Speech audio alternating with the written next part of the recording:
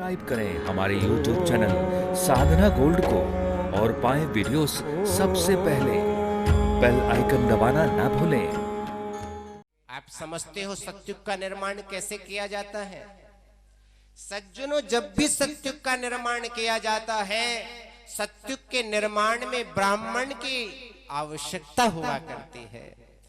ब्राह्मण में जब तक त्याग, तपस्या, तितिक्षा, शम, दम और उपरति रहती है, जब तक ज्ञान विज्ञान संपन्न और अपने स्वधर्म पर ब्राह्मण चलता रहता है, समाज से 1 रुपया लेता नहीं है और हमेशा जब तपस्या करता रहता है, तो सज्जनों वही समय सत्युग का हुआ करता है। सत्युग में ब्राह्मण कभी हाथ नहीं फैलाता, और जिस समय ब्राह्मण के अंदर उसके मन में कोई विकार आने प्रारंभ हो जाते हैं, संध्या वंदन समय पर नहीं करेगा, गायत्री का जप नहीं करेगा, वेदों को, पुराणों को, उपनिषदों को, शास्त्रों को नहीं पढ़ेगा, जब इनमें न्यूनता आने लग जाती है और कुछ दक्षिणा लेना जब प्रारंभ कर देता है, तो उस समय सज्जनों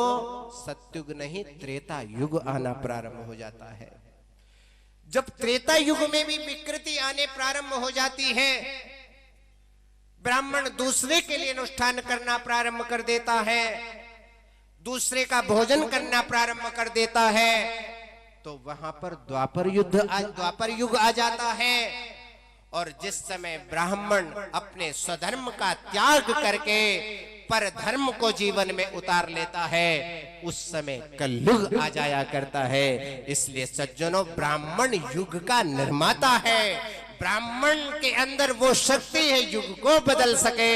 युग को बदलने की शक्ति जब भी हुई है, वो ब्राह्मण के अंदर हुई है। इसलिए हमारे यहाँ के भगवान भी ब्राह्मणों की स्तुति करते हैं, ब्राह्मणों का वंदन करते हैं, ब्राह्मण की रज को अपने मस्तिष्क पर लगा करके धन्यता का अनुभव करते हैं। इस ब्राह्मण की ये महिमा है। इसलिए ब्राह्मण लोग ध्यान दें, अपनी महिमा को च्युत न होने दें। आप लोगों के लिए सार सर्वस्व जीवन मिला है। जन्म जन्मांतर की साधना के परिपाक वशात आप लोग ब्राह्मण की योनि में उत्पन्न हुए हो।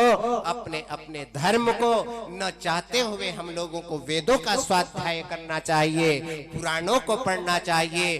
पैसे के लिए हमको जीना नहीं है, हमको धर्म के लिए जीना है। हमारा शरीर धर्म के लिए हुआ है। हम लोग युग को बदलने वाले लोग हैं। जिस दिन हमारे अंदर से ये भावना निकल जाएगी, हम हाथ पसारना समाप्त कर देंगे, सज्जनों उसी दिन ये कलयुग सत्युग में बदल जाएगा।